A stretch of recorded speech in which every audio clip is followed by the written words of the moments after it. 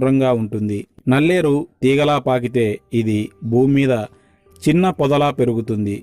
దీనికి కనుపుల దగ్గర చిన్న చిన్న కొమ్మలు వస్తాయి.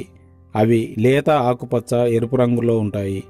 ఈ మొక్క మొత్తం రసంతో నిండి ఉంటుంది. ఆ రసం మొదట కాస్త చేదుగా, తింటూ ఉన్నప్పుడు పుల్లగా, తిన్న తర్వాత ఒగరుగా అనిపిస్తుంది. ఈ కొమ్మల చివర నక్షత్రం ఆకారంలో ముదురు ఎరుపు రంగులో పువ్వులు పూస్తాయి. ఈ మొక్కలోని అన్ని భాగాలు ఔషధాలతో నిండి ఉన్నవే, ఆరోగ్యానికి సహకరించేవే. అందుకే కుందేటు కొమ్ము రసానికి అంతర్జాతీయంగా డిమాండ్ బాగా ఉంది.